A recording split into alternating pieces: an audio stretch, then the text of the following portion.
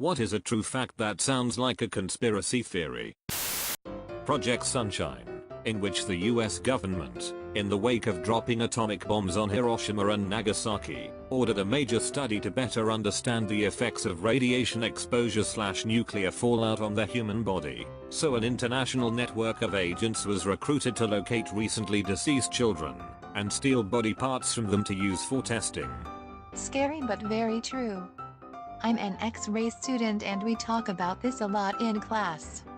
A lot of rules and regulations regarding medical radiation exposure are all based off data from exposed Japanese citizens. Edit. Fun fact, BED, or banana equivalent dose, is an informal radiation unit.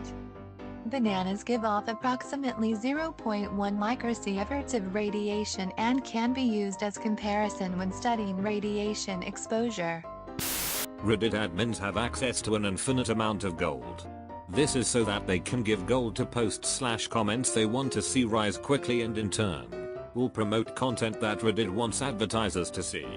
You mean to tell me that Reddit gold isn't backed by physical gold? Not since Nixon. The FBI sent an anonymous letter to Martin Luther King Jr., telling him to kill himself. The FBI invented Xbox chat? The only reason the orange variety of carrots is widely available is because the Dutch like the color orange. They leverage their powerful trade networks to make it so. I love that everything else on this thread is about assassination and biochem warfare, and then there's just the Dutch wanting everyone to think only orange carrots are available. The Monster Study. The Monster Study was a stuttering experiment performed on 22 orphan children in Davenport, Iowa in 1939. It was conducted by Wendell Johnson at the University of Iowa. Graduate student Mary Tudor conducted the experiment under Johnson's supervision.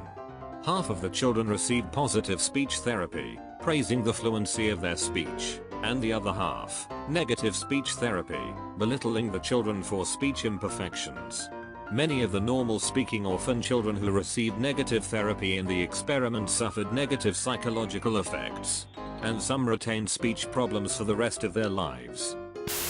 Project Northwoods. JFK was proposed an idea from the CIA in which they would rain terror on the American people via random terrorist attacks, military ships being sunk and plane hijackings in which they would blame on Cuba and therefore get the public behind the idea to go to war with Cuba. Thankfully, JFK declined. These types of plans are proposed all the time. False flags are a way to establish policy. Hopefully they are done most of the time. Hopefully. Yeah, and then what happened to JFK? Based on my international travels, I think he built an airport in New York. General Motors bought the electric rail car system, then destroyed the tracks. That's an understatement. General Motors deliberately purchased all public transport in every major city and deliberately over a few years bankrupted almost all of them. That way they could make people dependent on automobiles and increase their sales. As seen in the documentary, Who Framed Roger Rabbit? Both the US and Russia use dolphins and whales to spy on countries. Edit. The US also uses seals, as in the animals, for protection at some of their marine bases. They taught dolphins to listen into conversations within submerged submarines as well as launch amphibious surveillance for targets that are close enough to the water for the dolphins to get close to. Dolphins are preferable because of their size and agility. Should they ever get caught, they'd be much more likely to wriggle back into the water than the whales. The only problem with the dolphins is that we need to satiate their unusually high sex appetite. Well, if it's for the good of our country, I will do it. Unzips pants. The ancient Egyptians had a pregnancy test that actually worked. 1350 BCE, one of the earliest written records of a urine-based pregnancy test can be found in an ancient Egyptian document.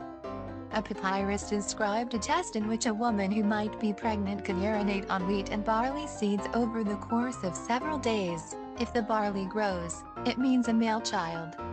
If the wheat grows, it means a female child.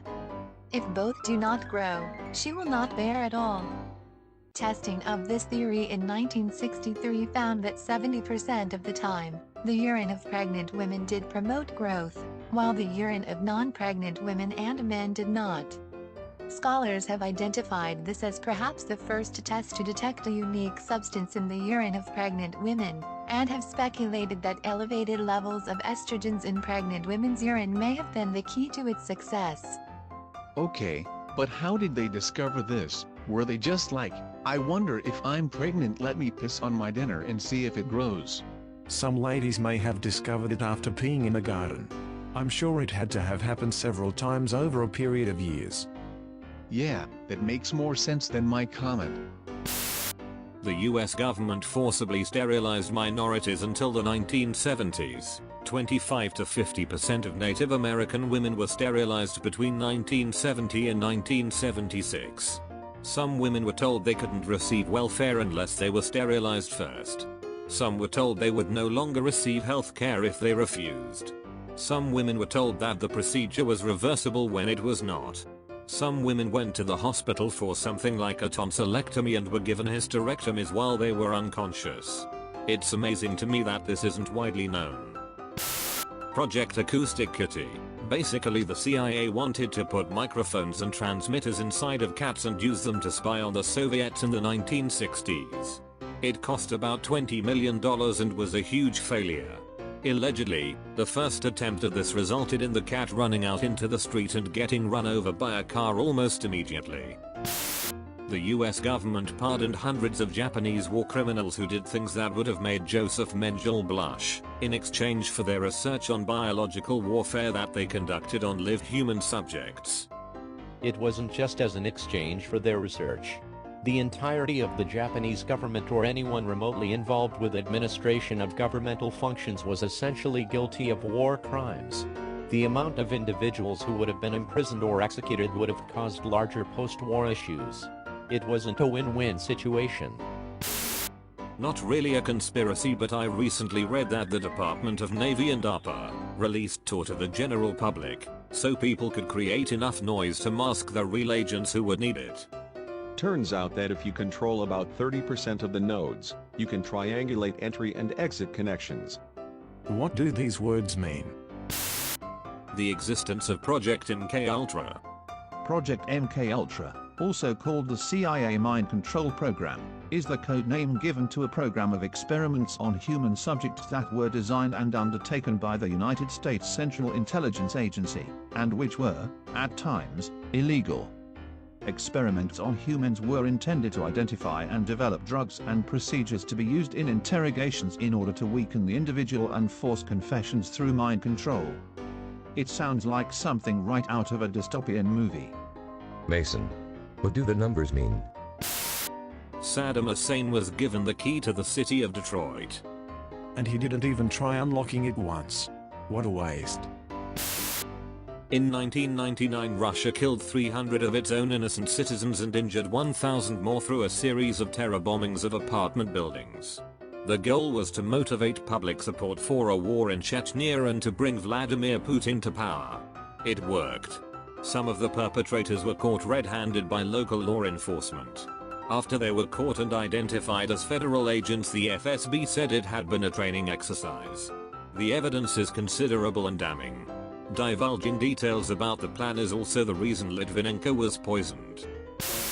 During Prohibition, the US government added poisons to industrial alcohols because they were being chemically modified for consumption. This resulted in many deaths that the government justified by saying the dead had been breaking the law. In this case, when people suggested using a poison that wouldn't cause real damage, the guy in charge said it doesn't matter what poison they use because it's their fault for breaking the law. Operation Paperclip. Recruit Nazi scientists and insert them into key government tech operations after World War II. This is how the world transitioned from the German Vita rocket to NASA and the ICBM in the span of 30 years. After the war ended, we were snatching up crowd scientists like hotcakes. You don't believe me? Walk into NASA sometime and yell "Hail Hitler." Whoop. They all jump straight up. Malariacha. This is a great example or question of gray morality. Von Braun was a Nazi and member of the SS.